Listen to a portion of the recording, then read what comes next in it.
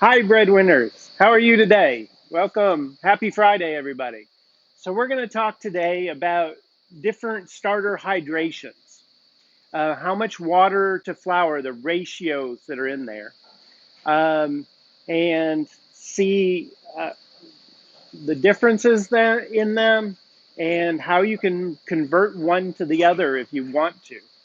And then I'll talk a little bit about some baking tests that I did this week, too. So, you know that the Easy Tiger starter is more of this solid starter. It's more dough-like, okay? Yeah, now this is a really ripe starter. This was fed yesterday. It hasn't been fed today. Um, but you can see it's a little tacky and it's gotten a little bit like almost runny a little bit, but it's not liquid. You can do this. It's not going to pour out. This is the Easy Tiger starter. Whereas a lot of recipes are for more of a liquid starter like this. It's more batter-like. And this one happens to be 100% hydration, we call it, which means it's equal parts by weight of flour and water. So if it's 100 grams of flour, it's 100 grams of water, whereas ours is only 60 grams of water. And in a little bit, I'm going to show you how we can convert from one to the other if you want to.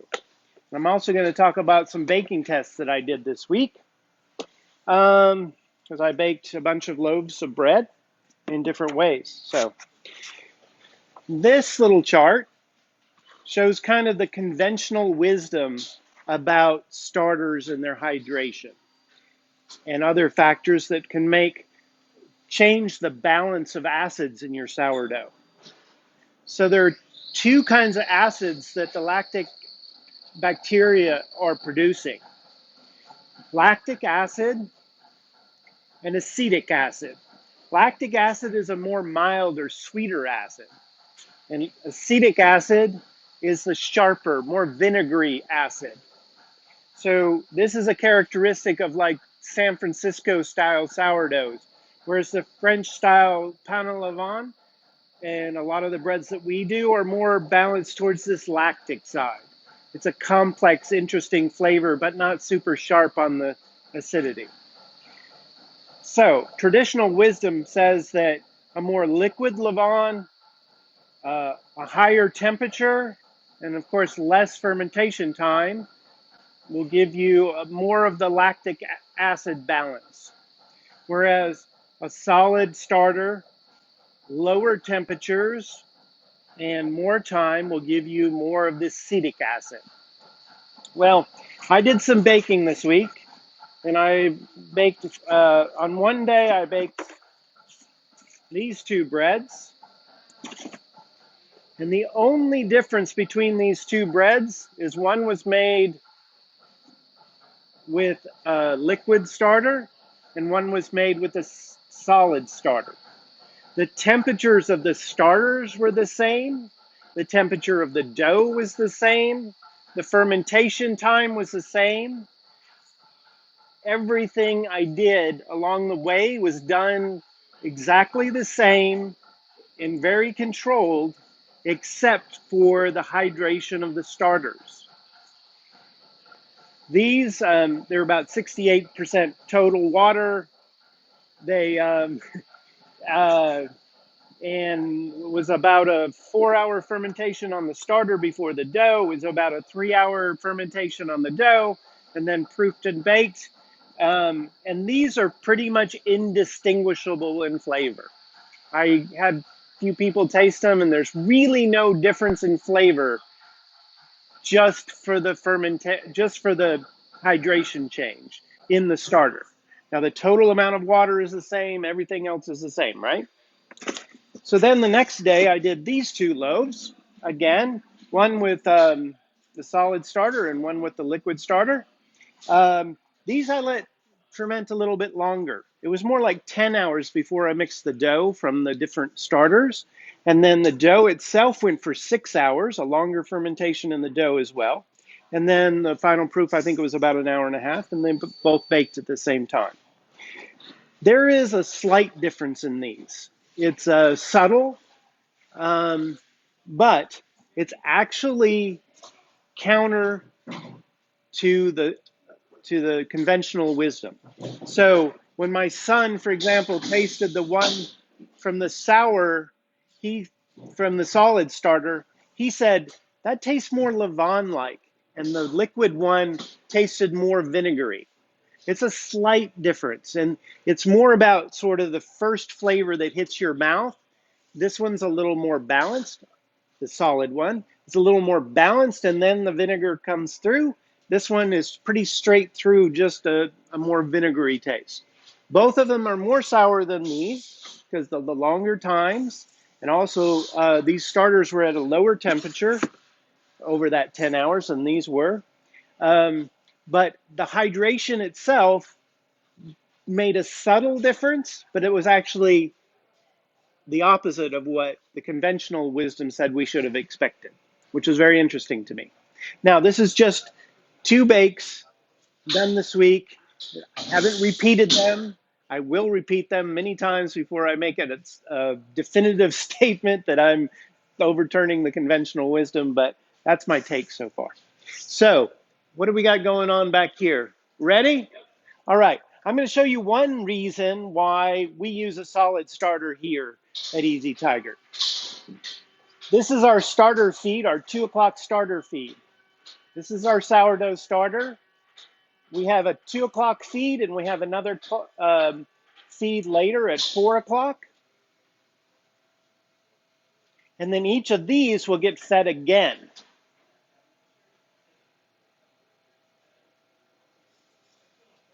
You see it just falls out of the bowl. We've mixed it in the mixer just like we mix a dough. It's very easy for us to do. And you can see we put it in these big tubs. So this is the earlier morning feed right here, waiting for its second feed. It's very handy for us. So this sourdough now, it will get fed a second time and sit out on the floor for a little while, and then it gets refrigerated to bring that to bring that temperature down. So it's very convenient for us. It's also, I've baked lots of different ways in different bakeries over the last 30 odd years. Certainly, when I was on the West Coast, my first head baker job was at this great bakery called Grand Central Bakery in Seattle. And we even won, we had our bread, our sourdough bread on the cover of Sunset Magazine as the best in the West sourdough.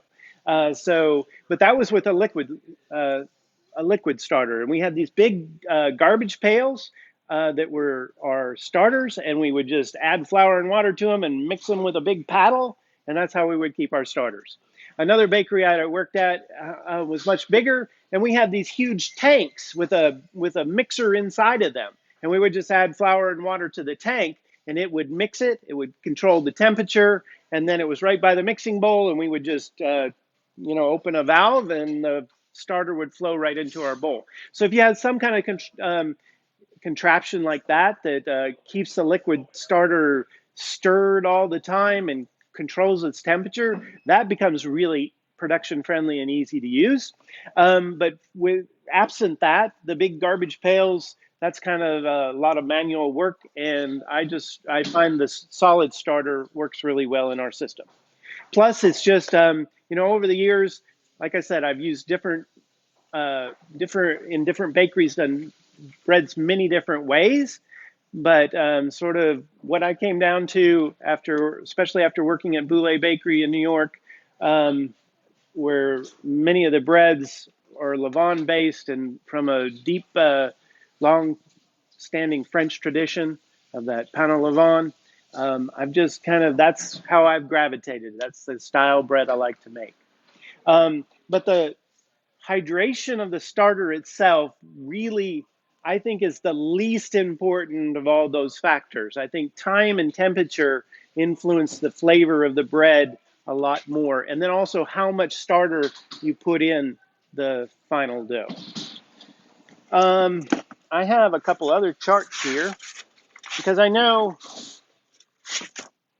now for me mixing, 200, this is going to end up to be 250 kilos of starter later.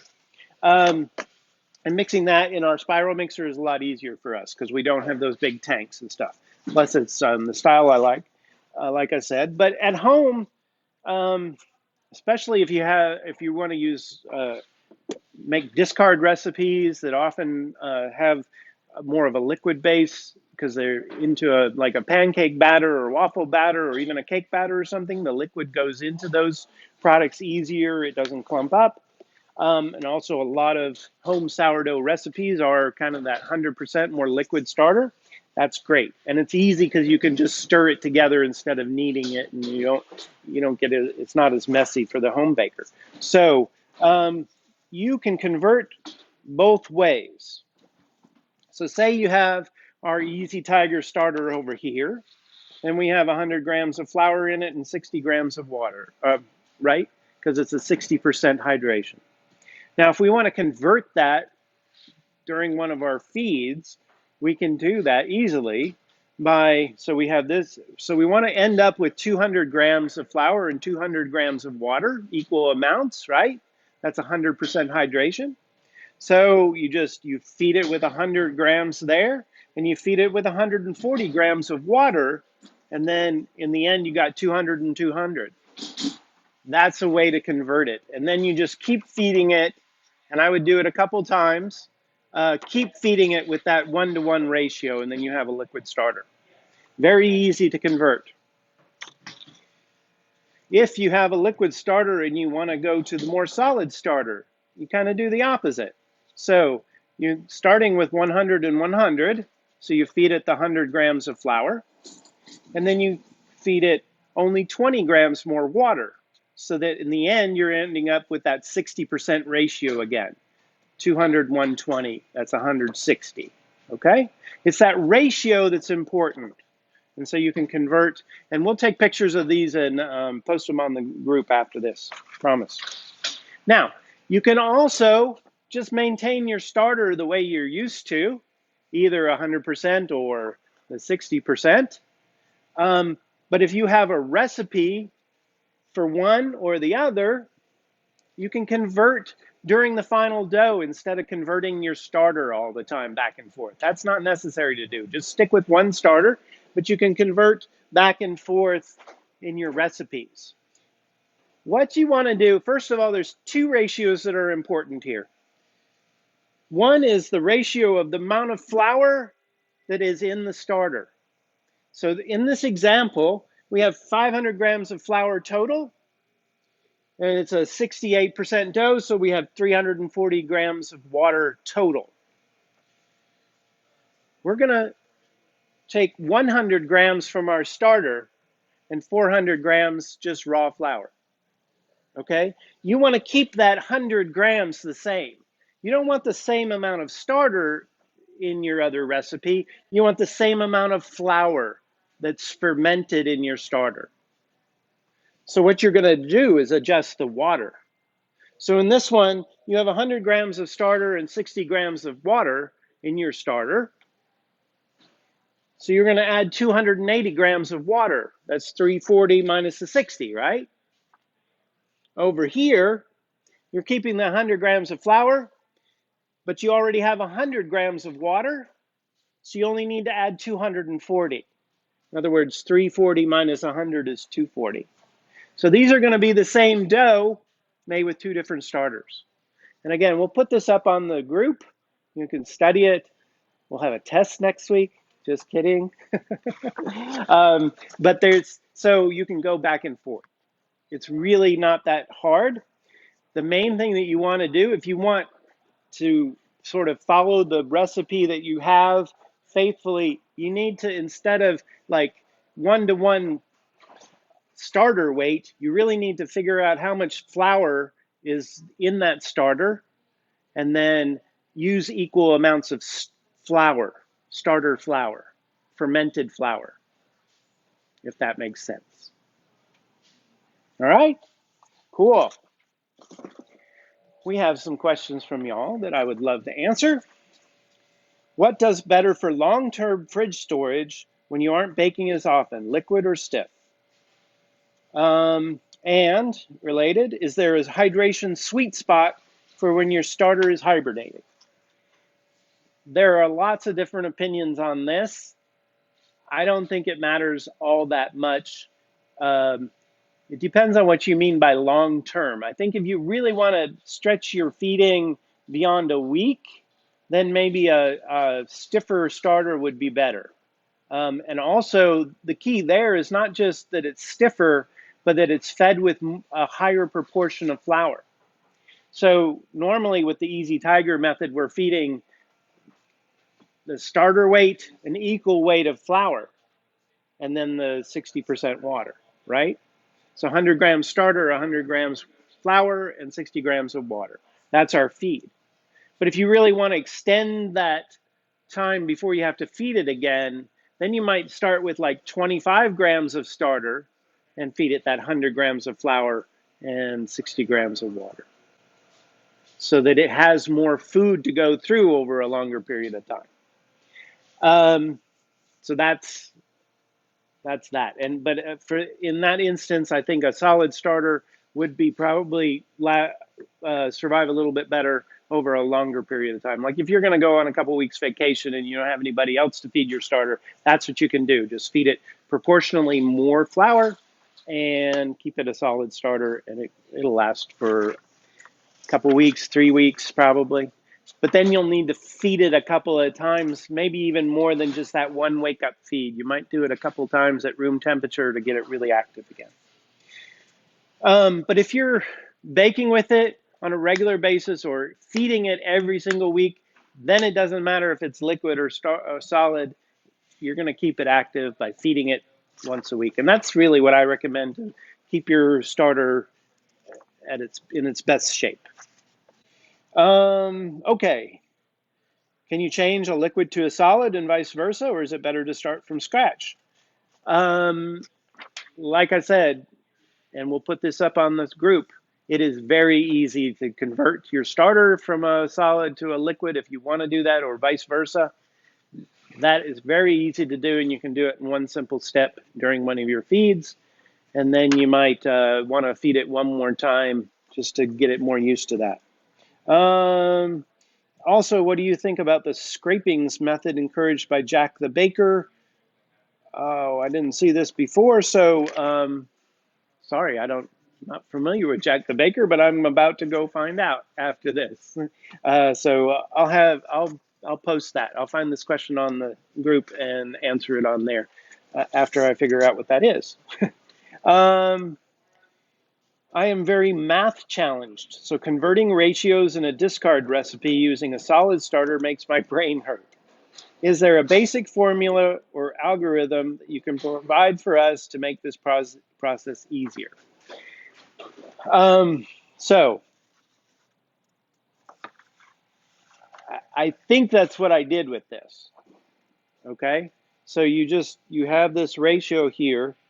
You have 100 to 100. It's equal. You want to end up with it not equal. You want to end up with this one being the water being 60%. So then you have what you have and what you want to get to, and so you just subtract it out.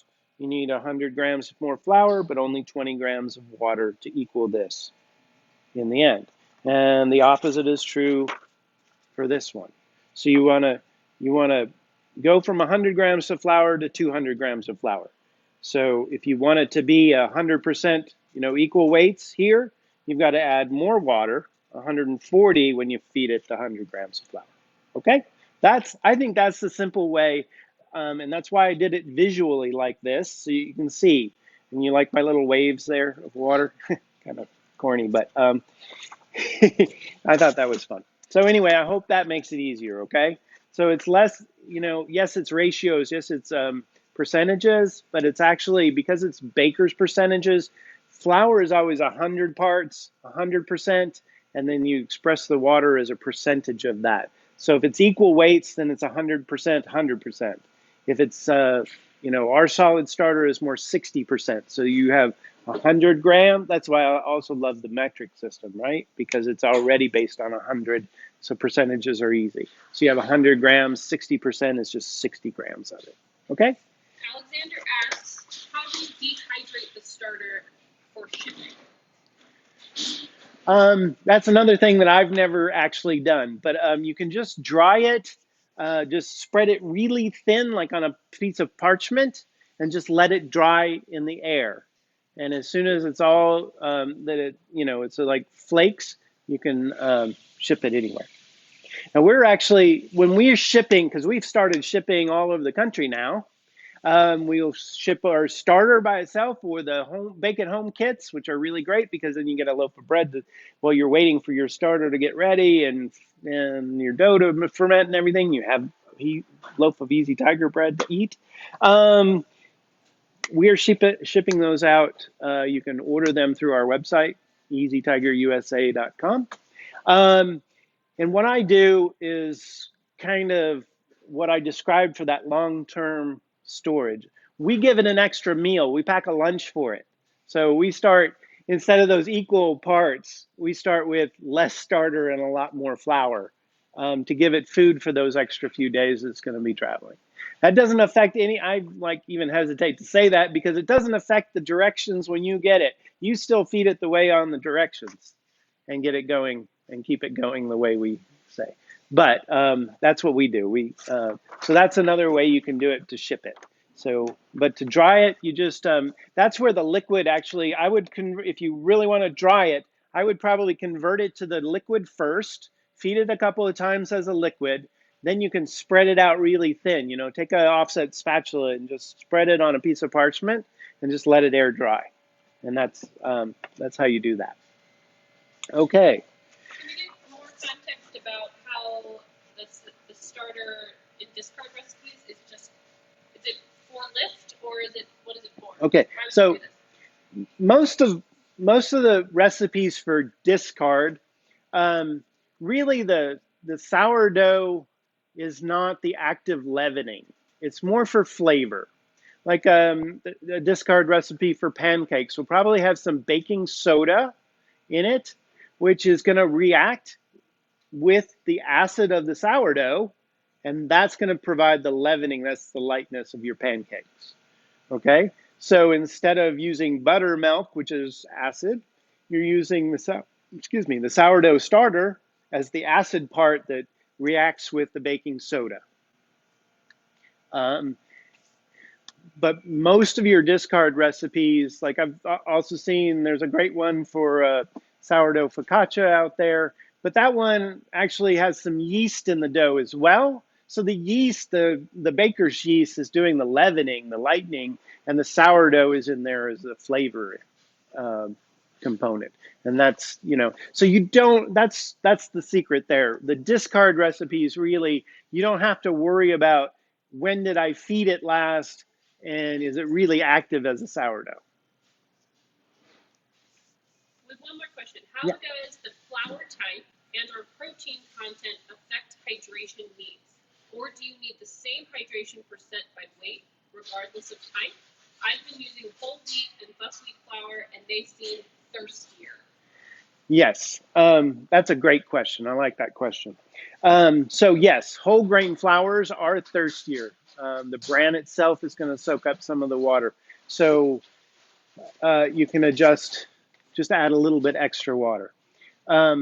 If you started from a starter that was all white flour and you know that feel, that consistency, get that consistency and then record how much extra you used, and then you'll have a consistent amount.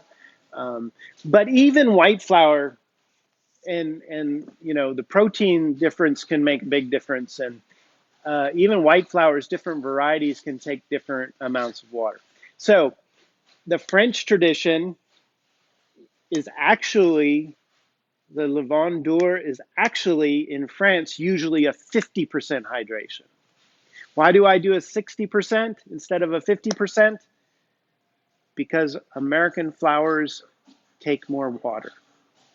Even American flours that are more in that lower sort of same protein level as the French flours, the artisan flours that we're using and like the King Arthur all-purpose and the Central Milling artisan flour, those have a lower protein. It's about 11.5 to 12 or so, maybe up to 12.5. whereas a bread flour is more 12 to 13, and then high gluten is over 14. And as the protein goes up, it takes more water, definitely.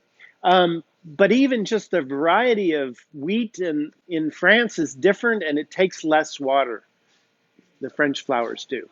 So when I learned this particular method, I was at Bouley Bakery in New York, and we were using this 50% hydration starter. And then I was so lucky, I got to go over to France to the baker who provided those recipes in the very beginning for Bouley. And I got to spend a week in his bakery. His wood-fired ovens were beautiful. He had three different bakeries around Tours in the Loire Valley. Um, and what I noticed right away was the texture of his starter was different than what we were making back home. And it's his recipes, right? So we were using his recipes, but our starter was a little drier. And his rose more. It just like it was seemed more alive. So when I got back to New York, I put 10% more water in that starter, and all of a sudden it had that same feel as I felt in France, and it rose better, and the loaves had more volume just from that little bit extra water. So that's where the numbers can kind of fool you too, because different flours do absorb different amounts of water. So that's where, and it's a hard thing to say to beginning bakers, but that's where experience and having felt different doughs, and sort of one good thing is to sort of keep track of what you're doing. And if you change something, like if this time your bread didn't rise as much as you want, it's a little denser than you want, maybe you add a little bit more water the next time, but kind of keep track of that. Keep track of how much water, and then were the results better? Did you like that second bread better? So then you know that the flour that you're using takes a little bit more water. And then over time, as you make more and more bread, you're going to understand that feel to the dough and be able to adjust kind of as you're mixing it. That's another great reason why mixing by hand is so fun, because you can feel that as you're going. You can feel if it needs more water or a little more flour. In general, I like to adjust the water, so I like to leave a little out in the beginning if I'm uncertain, and then add it in as I go, so I don't get too much water and have to add extra flour. But you can always add a little flour if you need to. Not after mixing, though. I've seen some people asking when it's, in general, this has been a proofing problem, a fermentation problem, where your dough is too slack after the fermentation. You can't add flour then. That won't work, unfortunately. Some extra folds to try to build a little bit of strength can maybe help to save that. But in general, adding flour after fermentation is not a good idea, okay? But you can adjust when you're mixing before it ferments. You can adjust a little bit if you need to. All right. So thank you very much. Have a great Memorial Day weekend.